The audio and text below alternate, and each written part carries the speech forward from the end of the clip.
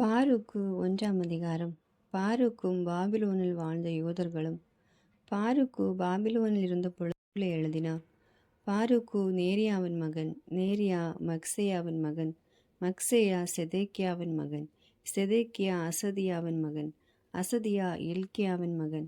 கல்தையர் எருசலேமை கைப்பற்றி தீக்கிரையாக்கிய பின் 5ஆம் ஆண்டின் மாதத்தின் 7ஆம் நாள் அவர் இந்நூலை எழுதினார். யோக்கி மகனும் யூதாவின் அரசனுமான எக்கோனியா முன்னிலையிலும் இந்நூலின் வாசகத்தை கேட்க வந்திருந்த உயர்குடிமக்கள், அரசனின் மைந்தர்கள், மூப்பர், பெரியோர், சிறியோர், பாபிலோனில் சூது ஆற்றங்கரையில் குடியிருந்தோர் ஆகிய அனைவர் முன்னிலையிலும் பாரூக் இதனை படித்தார். அதற்கு செவிசாய்த்த யாவரும் அழுது உண்ணா நோன்பிருந்தனர். ஆண்டவர் திருமுன் வேண்டுதல் செய்தனர். மேலும் அவர்கள் அனைவரும் தங்களால் இயன்றவரை பணம் திரட்டி அது எருசலேமில் இருந்த சல்லும் பேரனும் இல்கியாவின் மகனுமான யோக்கிம் என்னும் குருவுக்கும் அவரோடு எருசலேமில் இருந்த மற்ற குருக்களுக்கும் மக்கள் அனைவருக்கும் அனுப்பி வைத்தார்கள். அதே நேரத்தில் ஆண்டவரின் இல்லத்தில் இருந்த கவர்ந்து செல்லப்பட்டிருந்த கலன்களை யூத நாட்டிற்கு திருப்பி அனுப்பும் பொருட்டு சீவான் மாதம் 10ஆம் நாள் பாரூக்கு எடுத்து வைத்திருந்தார். அவை யோசியாவின் மகனும் யூதாவின் அரசனுமான செதேக்கியாவில் செய்யப்பட்ட வெள்ளி கலன்களாகும். அவை பாபிலோனிய மன்னர் நெபுகேசனர் எருசலேமிலிருந்து எக்கோனியா தலைவர்கள், கைவினைஞர்கள், உயர்குடி மக்கள், நாட்டு மக்கள் ஆகியோரை பிடித்து பாபிலோனுக்கு நாடு கடத்திய பின் செய்யப்பட்டவை. எருசலேமுக்கு விடுவிக்கப்பட்ட மடல். அப்பொழுது அவர்கள் விடுத்த செய்தி வருமாறு: இத்துடன் நாங்கள் உங்களுக்கு பணம் அனுப்பி வைக்கின்றோம். அதை கொண்டு எரிபலி, பாவம் போக்கும் பலி, சாம்பிராணி, உணவு படையல் ஆகியவற்றை ஏற்பாடு செய்யுங்கள். நம் கடவுளாகிய ஆண்டவருடைய பலிபீடத்தின் மீது அவற்றை படையுங்கள். பாபிலோனிய மன்னன் நெபுகேசர் நல்வாழ்வுக்காகவும் அவருடைய மகன் பெல்சாசர் நல்வாழ்வுக்காகவும் மன்றாடுங்கள். இதனால் மண்ணுலகில் அவர்களது வாழ்வு விண்ணுலக வாழ்வு போல் நீடிக்கட்டும். ஆண்டவர் எங்களுக்கு வலிமையும் கண்களுக்கு ஒளியும் அருள்வார். நாங்கள் பாபிலோனிய மன்னன் நெபுகேசரின் பாதுகாப்பிலும் அவருடைய மகன் பெல்சாசரின் பாதுகாப்பிலும் வாழ்ந்து அவர்களுக்கு நீண்ட நாள் பணிவிடை செய்து அவர்களது பரிவை பெறுவோம். நம் கடவுளாகிய ஆண்டவரிடம் எங்களுக்காகவும் மன்றாடுங்கள். ஏனெனில் அவருக்கு எதிராக நாங்கள் பாவம் செய்துவிட்டோம்.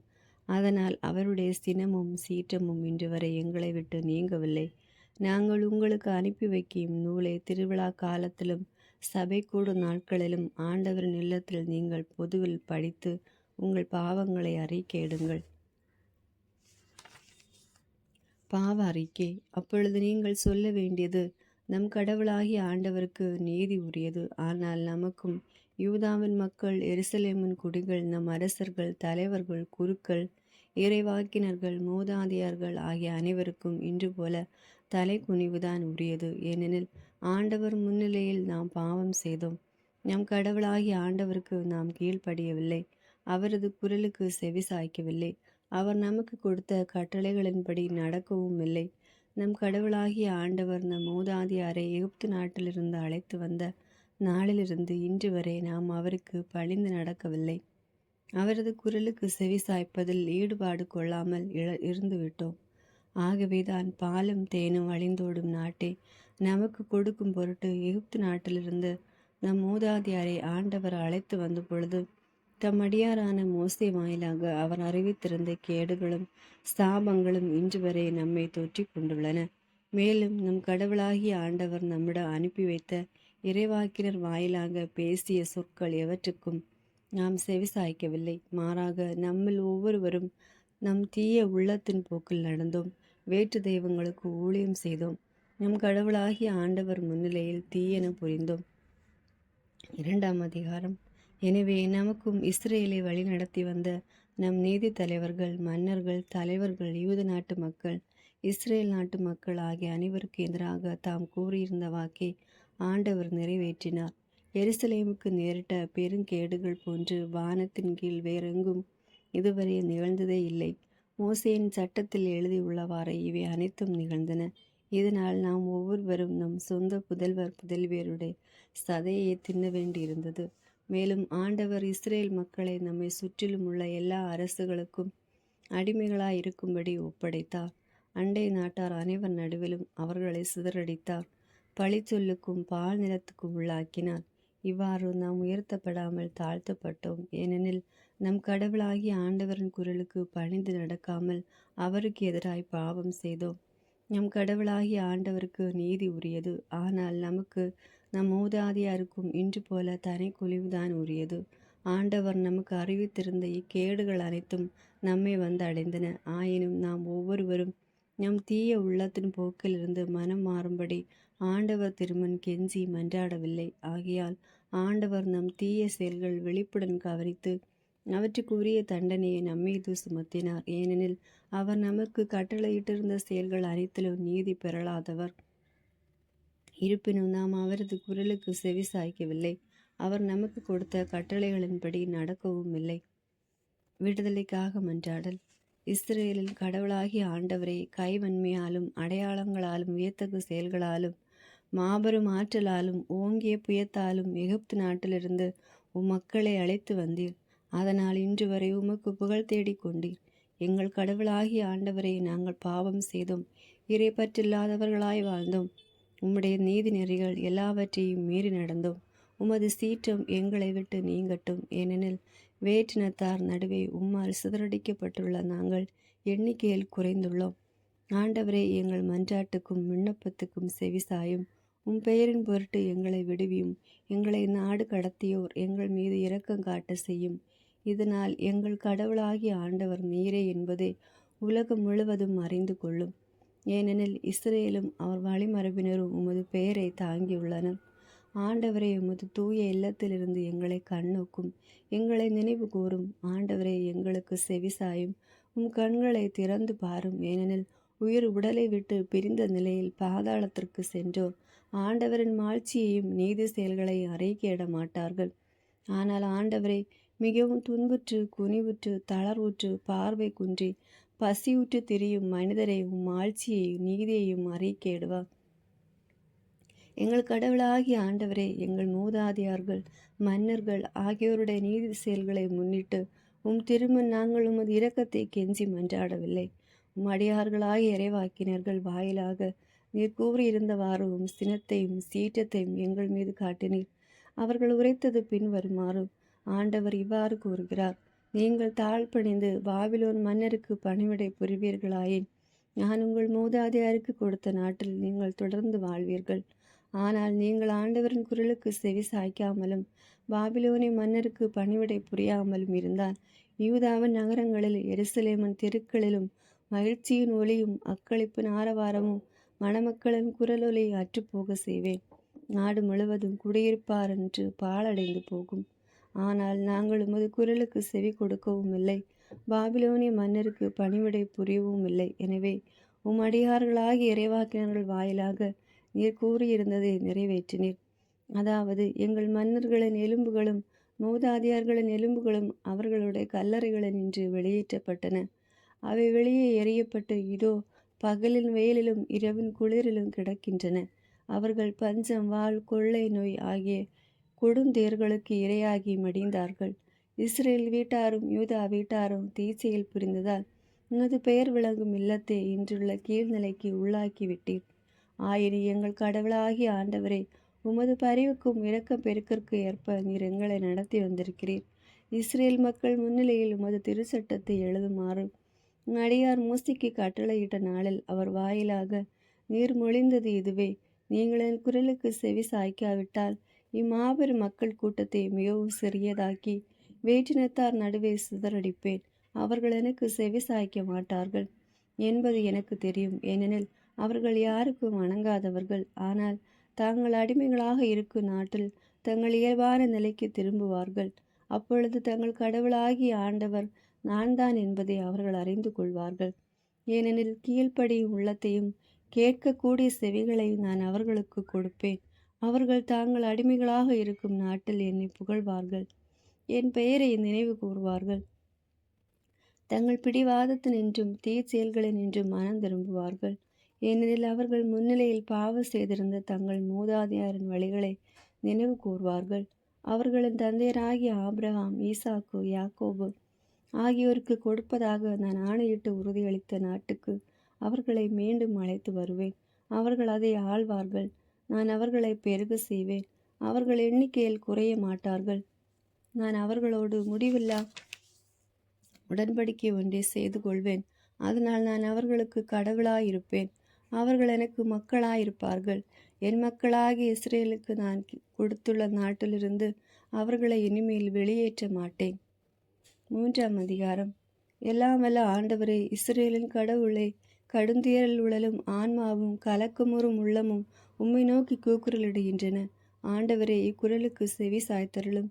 எங்களுக்கு இரக்கம் காட்டும். ஏனெனில் நாங்களும் முன்னிலையில் பாவம் செய்தோம். நீர் என்றென்றும் ஆட்சி செலுத்துகிறீர். நாங்களோ எந்நாளும் அழிந்து கொண்டிருக்கிறோம். எல்லாம் வல்ல ஆண்டவரே, இஸ்ரேலின் கடவுளே, இஸ்ரேலர் நாங்கள் இறந்தவர்களைப் போல் ஆகிவிட்டோம். எங்கள் மன்றாட்டை கேட்டருளும்.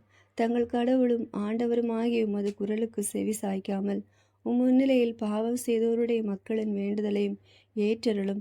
அவர்களது செயலால் தான் எங்களை இக்கேடுகள் சூழ்ந்துள்ளன. எங்கள் மூதாதையாரின் முறைகேடுகளை நினைவில் கொள்ளாதீர். மாறாக இக்கட்டான இந்நேரத்தில் கைவன்மையும் பெயரையும் நினைவு கூறும். நீரே எங்கள் கடவுளாகிய ஆண்டவர். ஆண்டவரை உண்மையே நாங்கள் போற்றுவோம். ஏனெனில் நாங்கள் உம்மை துணைக்கு அழைக்கும் பொருட்டே உம்மை பற்றிய அச்சத்தை எங்கள் உள்ளத்தில் பதித்துள்ளீர். நாடு கடத்தப்பட்ட இந்நிலையில் நாங்கள் உம்மை புகழ்கிறோம். ஏனெனில் முன்னிலையில் பாவம் செய்த எங்கள் மூதாதையாரின் தீச்செயல்கள் அனைத்தையும் எங்கள் உள்ளத்திலிருந்து அகற்றிவிட்டோம். எங்கள் கடவுளாகிய ஆண்டவரை உம்மை விட்டு விலகி சென்ற எங்கள் மூதாதையாரின் எல்லா தீச்செயல்களையும் முன்னிட்டும் இதோ நீர் எங்களை சிதறடித்துள்ள இடத்தில் இன்று அடிமைகளாயிருக்கிறோம். நிகழ்ச்சிக்கும் சாபத்திற்கும் தண்டனைக்கும் நீர் எங்களை ஆளாக்கியிருக்கிறீர். ஞானத்தின் புகழ்ச்சி. இஸ்ரேலே, வாழ்வு தரும் கட்டளைகளை கேள். செவி சாய்த்து ஞானத்தை கற்றுக்கொள். இஸ்ரேலே, நீ உன் பகைவர் நாட்டில் இருப்பது ஏன்? வேற்று நாட்டில் நீ முதுமை அடைந்து வருவது ஏன்? இறந்தவர்களோடு உன்னையே தீட்டுப்படுத்தி கொண்டது ஏன்? பாதாளத்திற்கு செல்வோருடன் வைத்து நீயும் எண்ணப்படுவது ஏன்? ஞானத்தின் ஊற்றை நீ கைவிட்டாய். கடவுளின் வழியில் நீ நடந்திருந்தால் என்றென்று நீ அமைதியில் வாழ்ந்திருப்பாய். அறிவுத்திறன் எங்கே இருக்கிறது? ஆற்றல் எங்கே இருக்கிறது? அறிவு கூர்மை எங்கே இருக்கிறது என கற்றுக்கொள். இதனால் நீண்ட ஆயுளும் வாழ்வும் எங்கே உள்ளன? கண்களுக்கு ஒளியும் அமைதியும் எங்கே உள்ளன எனவும் நீ அறிந்து கொள்வாய். ஞானத்தின் உறைவிடத்தை கண்டுபிடித்தவர் யார்? அதன் கருவூலங்களுக்குள் நுழைந்தவர் யார்? வேற்றினத்தாரின் தலைவர்கள் என்ன ஆனார்கள்? மண்ணுலகின் மீது காட்டு விலங்குகளை அடக்கி ஆள்வோர் என்ன ஆயினர்? வானத்து பறவைகளை கொண்டு விளையாட்டில் ஈடுபடுவோர் எங்கே? பொன்னையும் வெள்ளியையும் குவித்து வைப்போர் எங்கே? மனிதர் இவற்றில் நம்பிக்கை வைக்கின்றனர். அவர்களது பொருள் சேர்க்கும் ஆசைக்கு ஒரு அளவில்லை. அவர்கள் பணம் சேர்க்க திட்டம் தீட்டினார்கள். அதே கவலையாயிருந்தார்கள். ஆனால் அவர்களது வேலையின் சுவடு ஒன்றும் காண்பதற்கில்லை. அவர்கள் அனைவரும் மறந்து விட்டார்கள். பாதாளத்திற்கு சென்று விட்டார்கள். அவர்களுக்கு பதிலாக வேறு மனிதர் தோன்றினர். பிந்திய தலைமுறையினர் ஒளியை கண்டனர். மண்ணுலகில் குடியிருந்தனர். ஆனால் மெய்யறிவின் வழியை அறிந்தனர். அதன் நெறிகளை கண்டிலர். அதை அடைந்தலர். அவர்களுடைய மக்கள் ஞானத்தின் வழியை விட்டு தொலையில் சென்றார்கள். கானா நாட்டில் அதை பற்றி கேள்விப்பட்டவர் யாரும் இல்லை. தேமா நாட்டில் அதை கண்டவர் எவரும் இல்லை. மண்ணுலகின் மீது அறிவு கூர்மையை தேடும் ஆகாரின் மக்களும் மெரான் தேமா நாட்டு வணிகர்களும் கட்டுக்கதை புரிவோரும் அறிவு கூர்மையை நாடுவோரும் ஞானத்தை அடையும் வழியை அறிந்து கொள்ளவும் இல்லை. அதன் நெறியை எண்ணி பார்க்கவும் இல்லை. இஸ்ரேலே, கடவுளின் இல்ல எத்துணை பெரிது. அவரது ஆட்சி பரப்பு எத்துணை விரிந்தது.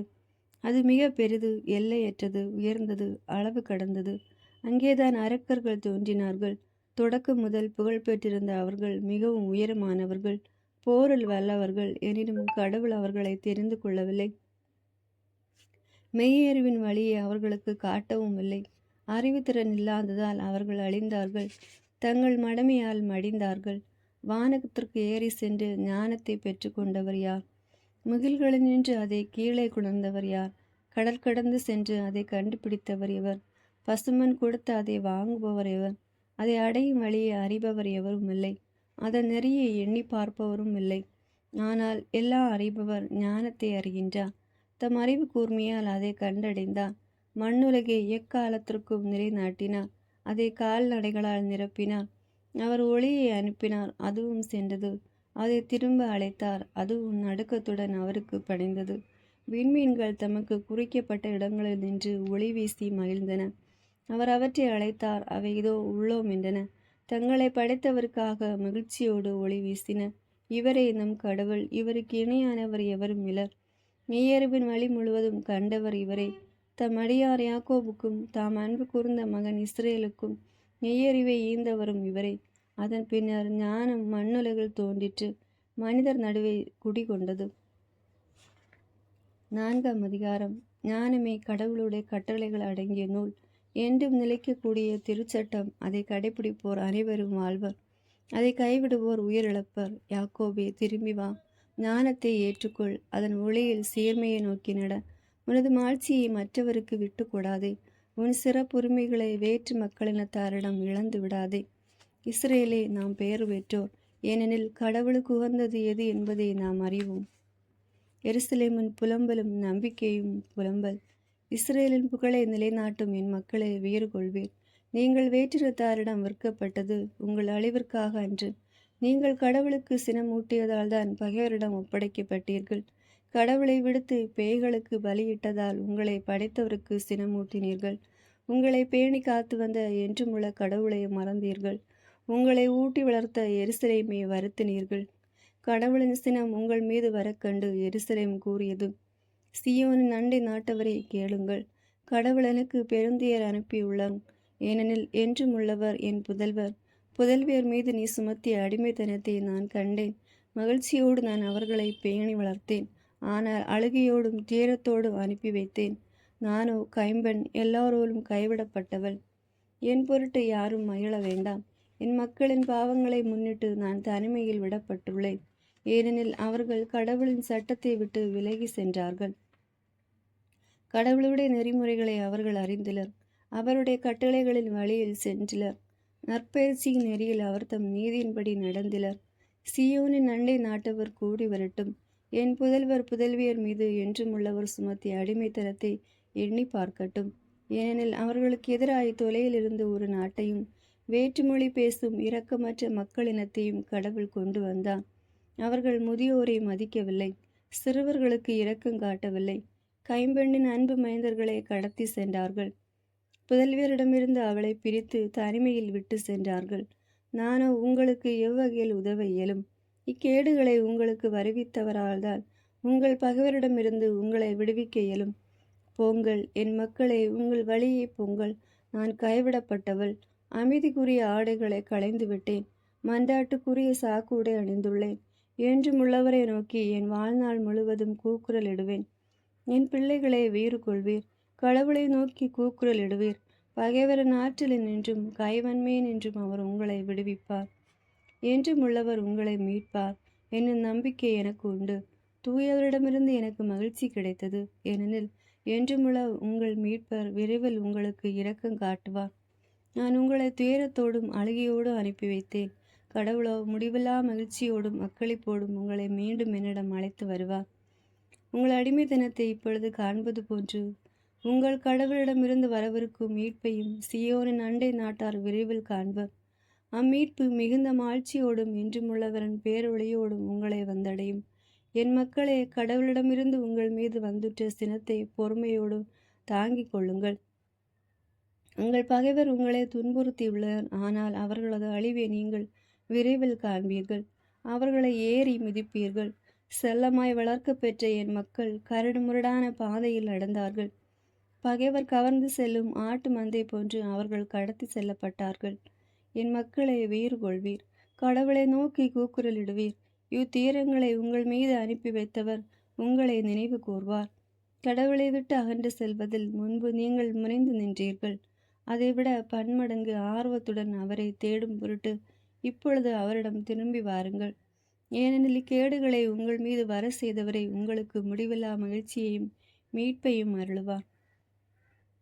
நம்பிக்கை. எருசலேமே, வீறுகொள், இப்பெயரை கொடுத்தவரே உனக்கு ஆறுதல் வழங்குவார். உன்னை துன்புறுத்தி உன் வீழ்ச்சி கண்டு மகிழ்ந்தோர் இரங்கத்தக்கவர். உன் மக்கள் அடிமைகளாயிருந்த நகர்களும் இரங்கத்தக்கவை. உன் மைந்தர்களை அடிமைகளாய் ஏற்றுக்கொண்ட நகரும் இரக்கத்திற்குரியது. உன் வீழ்ச்சி கண்டு அது மகிழ்ந்தது போல, உன் அழிவு கண்டு இன்புற்றது போல, தன் பால்நிலை கண்டு அது பெருந்துயர் அடையும். அதனுடைய மக்கள் திரளில் அது கொண்ட இருமாப்பை அகற்றி விடுவேன். அதன் செருக்கை அழுகையாய் மாற்றி விடுவேன். என்றும் உள்ளவரிடமிருந்து நீண்ட நாள் அதன் மேல் நெருப்பு வந்து விழும். பன்னெடுங்காலம் அது பேய்களின் இருப்பிடமாய் அமையும். எருசலேமே, கீழ்த்திசையை நோக்கு, கடவுளிடமிருந்து உனக்கு வரும் மகிழ்ச்சியைப் பார். உன்னை விட்டு பிரிந்து சென்ற உன் மைந்தர்கள் இதோ திரும்பி வந்து கொண்டிருக்கின்றார்கள். கீழ்த்திசை முதல் மேற்றிசை வரை உள்ள எல்லா நாடுகளிலிருந்தும் தூயவரின் சொல்லால் ஒன்று சேர்க்கப்பட்டு கடவுளின் மாட்சியில் திளைத்த வண்ணம் வந்து கொண்டிருக்கின்றார்கள். 5ஆம் அதிகாரம். எருசலேமே, உன் துன்ப துயரத்தின் ஆடைகளை களைந்துவிடு. கடவுளுக்கு அருளும் ஆட்சியின் பேரழகை என்றென்றும் ஆடையாக அணிந்து கொள். கடவுளிடமிருந்து வரும் நீதியை ஆடையாய் புனைந்து கொள். என்றும் உள்ளவரின் மாட்சியை மணிமுடியாக உன் தலைமீது சூடிக்கொள். கடவுள் வானத்தின் கீழ் உள்ள எல்லா நாடுகளுக்கும் உன் பேரொளியை காட்டுவார். நீதியில் ஊன்றிய அமைதி, இறைப்பற்றில் ஒளிரும் ஆட்சி என்னும் பெயர்களால் கடவுள் உன்னை என்றென்றும் அழைப்பார். எருசலேமே, எழுந்திரு, இருந்த இடத்தில் எழுந்து நில். கீழ்த்திசையை நோக்கு, கீழ்த்திசை முதல் மேற்றிசை வரை உள்ள எல்லா நாடுகளிலிருந்தும் உன் மக்கள் தூயவரின் சொல்லால் ஒன்று சேர்க்கப்பட்டு கடவுள் தங்களை நினைவு கூர்ந்ததற்காக மகிழ்வதைப் பார். பகைவர்கள் கடத்தி சென்ற உன் மக்கள் உன்னை விட்டு பிரிந்து சென்ற பொழுது நடந்து சென்றார்கள். ஆனால் கடவுள் அவர்களை உன்னிடம் திரும்ப அழைத்து வரும் பொழுது அரியணையில் வீற்றிருக்கும் மன்னர் போல் உயர்மிகு மாட்சியுடன் அழைத்து வரப்படுவார்கள். கடவுளின் மாட்சியில் இஸ்ரேல் பாதுகாப்புடன் நடந்து வரும் பொருட்டு உயர்மலைகள் என்றென்றும் உள்ள குன்றுகள் எல்லாம் தாழவும் பள்ளத்தாக்குகள் நிரம்பவும் இவ்வாறு நிலம் முழுவதும் சமமாகவும் கடவுள் கட்டளையிட்டுள்ளார். மேலும் காடுகளும் நறுமணம் வீசும் மரங்கள் அனைத்து மக்களின் கட்டளையால் இஸ்ரேலுக்கு நிழல் கொடுத்தன. கடவுள் தம் ஆட்சியின் ஒளியில் மகிழ்ச்சியோடும் தம்மிடமிருந்து வெளிப்படும் இரக்கத்தோடும் நீதியோடும் இஸ்ரேலை அழைத்து வருவார். 6ஆம் அதிகாரம். எரேமியாவின் மடல். பாபிலோனுக்கு அந்நாட்டு மன்னரால் நாடு கடத்தப்படவிருந்த இஸ்ரேலருக்கு அறிவிக்குமாறு எரேமியா தமக்கு கடவுள் கட்டளையிட்டிருந்த செய்தியை எழுதி அனுப்பிய மடலின் நகல். கடவுள் முன்னிலையில் நீங்கள் செய்துள்ள பாவங்களை முன்னிட்டு பாபிலோனிய மன்னர் நெபுகேசினர் உங்களை நாடு கடத்தவிருக்கிறார். நீங்கள் பாபிலோனை அடைந்த பின் பல ஆண்டுகள் நெடுங்காலம், அதாவது 7 தலைமுறைக்கு அங்கு தங்கியிருப்பீர்கள். அதன் பின் நான் உங்களை அங்கிருந்து அமைதியுடன் அழைத்து வருவேன். பொன், வெள்ளி, மரம் ஆகியவற்றால் செய்யப்பட்ட தெய்வ சிலைகளை மனிதர் பாபிலோனில் தோளில் சுமந்து செல்ல காண்பீர்கள். அவை வேற்றினத்தாருடைய அச்சத்தை தோற்றுவிக்கின்றன. எனவே அவற்றுக்கு முன்னும் பின்னும் மக்கள் திரளாக சென்று அவற்றை வழிபடுவதை நீங்கள் பார்க்கும் பொழுது எச்சரிக்கையாயிருங்கள். வேற்றினத்தார் போல மாறிவிடாதீர்கள். அவற்றை கண்டு அஞ்சாதீர்கள். மாறாக, ஆண்டவரை, உண்மையே நாங்கள் வழிபட வேண்டும் என்று உங்கள் உள்ளத்தில் சொல்லிக் கொள்ளுங்கள். ஏனெனில் என் தூதர் உங்களோடு இருக்கிறார். அவரே உங்கள் வாழ்வை பாதுகாப்பார். அச்சிலைகளின் நாக்குகள் கைவினைஞரால் தேய்த்து பளபளக்கப்பட்டவை. அவை பொன் வெள்ளியால் வேயப்பட்டவை. ஆனால் அவை பொய்யானவை, பேச முடியாதவை. அணிகலன்களை விரும்பும் இளம் பெண்ணுக்கு செய்வது போன்று மனிதர் பொன்னை எடுத்து தங்கள் தெய்வங்களின் தலைகளுக்கு முடி செய்கின்றனர். சில நேரங்களில் அர்ச்சகர்கள் தங்கள் தெய்வங்களின் பொன் வெள்ளியை கவர்ந்து அவற்றை தங்களுக்கென்று பயன்படுத்தி கொள்கிறார்கள். அவற்றில் ஒரு பகுதியை தேவதாசிகளுக்கு கொடுக்கிறார்கள். மனிதர்களுக்கு அழகு செய்வது போன்று பொன், வெள்ளி, மரம் ஆகியவற்றால் செய்யப்பட்ட தெய்வ சிலைகளுக்கு அழகு செய்கிறார்கள். குரு, அந்துப்பூச்சி ஆகியவற்றினின்று தங்களையே காப்பாற்றிக் கொள்ள அச்சிலைகளால் முடியாது. கருசிவப்பு பட்டாடைகளை அணிந்திருந்த போதிலும் கோவில் புழுதி அவற்றின் மேல் அடர்த்தியாக படிவதால் அவற்றின் முகங்கள் துடைக்கப்பட வேண்டியுள்ளன. மாநில ஆளுநர் போன்று அவை ஒவ்வொன்றும் செங்கோல் ஏந்தியுள்ளன. ஆயினும் தங்களுக்கு தீங்கிழைப்போரை அழித்தொழிக்க அவற்றால் முடியாது. தங்கள் வலக்கையில் கத்தியும் கோடாரியும் வைத்துள்ளன. இருப்பினும் போரிலிருந்தும் கள்வரிடமிருந்தும் தங்களை காத்து கொள்ள அவற்றால் இயலாது. அவை தெய்வங்கள் அல்ல என்பது இதிலிருந்து தெளிவாகும். ஆகவே அவற்றுக்கு அஞ்சாதீர்கள். மனிதர் பயன்படுத்தும் ஈனம் உடைந்து விட்டால் அது ஒன்றுக்கும் உதவாது. கோவில்களில் வேற்றினத்தாரால் நிறுவப்படும் தெய்வ சிலைகள் அதே போன்றவையே. உள்ளே நுழைவோருடைய கால் புழுதியால் அவற்றின் கண்கள் நிரப்பப்படுகின்றன. மன்னருக்கு எதிராக குற்றம் புரிந்து சாவு தண்டனை பெற்ற ஒருவரை எவ்வாறு அடைத்து வைத்து எப்புறமும் காவல் புரிகின்றார்களோ அவ்வாறே தங்கள் தெய்வ சிலைகளை கள்வர் கவர்ந்து சென்று விடாதவாறு அர்ச்சகர்கள் கோவில் கதவுகளை தாளிட்டு பாதுகாக்கிறார்கள். அர்ச்சகர்கள் தங்களுக்கு தேவையானதை விட மிகுதியான விலங்குகளை தங்கள் தெய்வ சிலைகளுக்கு ஏற்றி வைக்கிறார்கள். ஆயினும் அவ்விளக்குகளில் ஒன்றையென அவற்றால் காண முடியாது. தெய்வ சிலைகளின் உட்பகுதி கோவிலின் உத்திரத்தைப் போலவே உளுத்து விடுகிறது என்பர். மண்ணில் ஊர்ந்து வரும் புழுக்கள் அச்சிலைகளையும் அவற்றின் உடைகளையும் அரித்து தின்கின்றன. ஆனால் அவை அதை உணர்வதில்லை. கோவிலில் எழும் புகையினால் அவற்றின் முகங்கள் கருத்து விடுகின்றன. அவற்றின் உடல் மீதும் தலை மீதும் வௌவால்களும் குருவிகளும் மற்ற பறவைகளும் உட்காருகின்றன. பூனைகளும் அவ்வாறே செய்கின்றன. அவை தெய்வங்கள் அல்ல என்பதை இதிலிருந்தே தெரிந்து கொள்ளுங்கள். ஆகவே அவற்றுக்கு அஞ்சாதீர்கள். அழகுக்காக அவை பொன்னால் வேயப்பட்டுள்ளன. ஆயினும் அவற்றின் மீதுள்ள துருவை யாராவது அகற்றினால் என்று அவை ஒளி வீசா. அவை வார்க்கப்பட்ட பொழுது கூட அவற்றுக்கு உணர்வு இருந்ததில்லை. மிக உயர்ந்த விலைக்கு அவை வாங்கப்படுகின்றன. எனினும் அவற்றுக்கு உயிர் இல்லை. காலில்லாத தெய்வ சிலைகளை மனிதர் தோளில் சுமந்து செல்கின்றனர். இதனால் தாங்கள் பயனற்றவை என்பதை அவர் மனிதர் அறிய செய்கின்றனர். அவற்றை வணங்குவோர் இழிவுக்கு உள்ளாகின்றனர். ஏனெனில் அவை கீழே விழ நேரிட்டால் அவர்கள் தாம் அவற்றை தூக்கி நிமிர்த்தி வைக்க வேண்டியிருக்கிறது. யாராவது அவற்றை தூக்கி நிமிர்த்தி வைத்தாலும் அவை தாமாகவே அசைய இயலாது. அவை தடுமாறி கீழே விழுந்தால் தாமாகவே நிமிர முடியாது. இறந்தோர் முன் வைப்பது போன்று அவற்றின் முன் மக்கள் காணிக்கை பொருட்களை படைக்கிறார்கள். அவற்றுக்கு படைக்கப்படும் காணிக்கை பொருட்களை அர்ச்சகர்கள் விற்று பணத்தை தங்களுக்கென்று செலவிடுகிறார்கள். அதே போன்று அவர்களின் மனைவியரும் காணிக்கை பொருட்களில் ஒரு பகுதியை உப்பிட்டு பாதுகாக்கின்றனர். அவற்றில் சிறிது கூட அவர்கள் ஏழை எளியவர்களுக்கு கொடுப்பதில்லை. மாதவிலக்கு பெண்டிரும் பேர்கால தீட்டு நீங்கா பெண்டிரும் காணிக்கை பொருட்களை தொடுகின்றனர். அவை தெய்வங்களே அல்ல என்பதை இதிலிருந்தே தெரிந்து கொள்ளுங்கள். ஆகவே அவற்றுக்கு அஞ்சாதீர்கள்.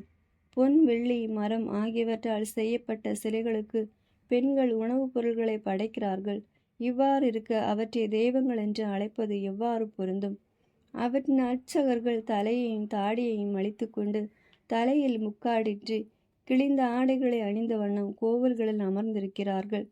இறந்தோர் நினைவு விருந்தின் போது சிலர் செய்வது போன்று அர்ச்சகர்கள் தங்கள் தெய்வங்களின் முன்னிலையில் ஓலமிட்டு கதறுகிறார்கள். தங்கள் தெய்வ சிலைகளுக்கு அணிவித்த உடைகளில் சிலவற்றை திருடி தங்கள் மனைவி மக்களுக்கு உடுத்து கொடுக்கிறார்கள். ஒருவர் அவற்றுக்கு நன்மை செய்தாலும் தீமை செய்தாலும் அவற்றால் கைமாறு செய்ய முடியாது. மன்னர் ஒருவரை அரியணையில் ஏற்றவோ இறக்கவோ அவற்றால் இயலாது. அதே போன்று ஒருவருக்கு செல்வமோ பணமோ வழங்க அவற்றால் முடியாது. ஒருவர் அவற்றுக்கு முயற்சி செய்து அதை செலுத்துவாரானில் அதை செலுத்துமாறு அவரை கட்டாயப்படுத்த அவற்றால் இயலாது. இறப்பிலிருந்து ஒருவரை விடுவிக்கவோ வலியோரிடமிருந்து எளியோரை காக்கவோ அவற்றால் முடியாது. பார்வையற்றோருக்கு பார்வை கொடுக்கவோ துன்பத்தில் விழல்வோரை காப்பாற்றவோ அவற்றால் இயலாது. கைம்பெண்களுக்கு இரக்கம் காட்டவோ கைவிடப்பட்டோருக்கு உதவி செய்யவோ அவற்றால் முடியாது. பொன் வெள்ளியால் வேயப்பட்ட இம்மர சிலைகள் மலையினின்று குடைந்து எடுக்கப்படும் கற்களுக்கு ஒப்பானவை. அவற்றை வணங்குவோர் இகழ்ச்சிக்கு உள்ளாவார். அவ்வாறு இருக்க அவற்றை தெய்வங்கள் என ஒருவர் எண்ணுவதும் அழைப்பதும் எவ்வாறு பொருந்தும்? கல்தேர் கூட அவற்றை மதிப்பதில்லை. பேச முடியாத ஒருவரை மனிதர் பார்க்க நேரிட்டால் அவரை பேல் என்னும் தெய்வத்திற்கு முன் கொண்டு வந்து நிறுத்துகின்றனர். அவருக்கு பேசும் ஆற்றலை கொடுக்குமாறு பேலை கெஞ்சி மன்றாடுகின்றனர். அவர்களது மன்றாட்டு அத்தெய்வத்துக்கு புரியும் என்பதை அவர்கள் எண்ணம் போலும் அவர்கள் இதை கூட புரிந்து கொள்வதில்லை. அவற்றை கைவிடுவதும் இல்லை. ஏனெனில் அவர்கள் அத்துணை அறிவிலிகள். பெண்கள் தங்கள் இடுப்பில் கயிற்றை கட்டி கொண்டு சாலையோரங்களில் அமர்ந்து சாம்பிராணிக்கு மாறாக உமியை எரித்து கொண்டிருப்பார்கள். வழிபோக்கர் ஒருவர் அவர்களுள் ஒருத்தியை அழைத்து கொண்டு போய் அவளை புணர்ந்தால் அவள் தன் அருகே இருப்பவளை ஏளனம் செய்கிறாள். இவள் தன்னை போல அழகு உள்ளவளாக மதிக்கப்படவில்லை என்றும் இவளது இடுப்பில் கட்டப்பட்ட கயிறு இன்னும் மறுபடவில்லை என்று நள்ளி நகையாடுகிறாள். இத்தெய்வங்களுக்கு செய்யப்படும் அனைத்தும் பொய். பின்னர் அவற்றை தெய்வங்கள் என ஒருவர் எண்ணுவதும் அழைப்பதும் எவ்வாறு பொருந்தும்? அவை தச்சராலும் பொற்கொல்லராலும் செய்யப்பட்டவை. கைவினைஞரின் விருப்பப்படிதான் அவை செய்யப்படுகின்றன. அவற்றை உருவாக்கியவர்களை நீண்ட நாள் வாழ்வதில்லை. அவ்வாறு இருக்க அவர்கள் உருவாக்கிய சிலைகள் மட்டும் எவ்வாறு தெய்வங்களாய் இருக்க முடியும்? அவர்கள் தங்கள் பிற்கால தலைமுறையினருக்கும் பொய்யையும் நிகழ்ச்சியையும் விட்டு சென்றுள்ளார்கள். ஏனெனில் போரோ பெருந்தீங்கோ உண்டாகும் பொழுது அர்ச்சகர்கள் தங்கள் தெய்வங்களோடு எங்கு சென்று ஒளிந்து கொள்ளலாம் என்று தங்களுக்குள் கலந்து பேசுகிறார்கள்.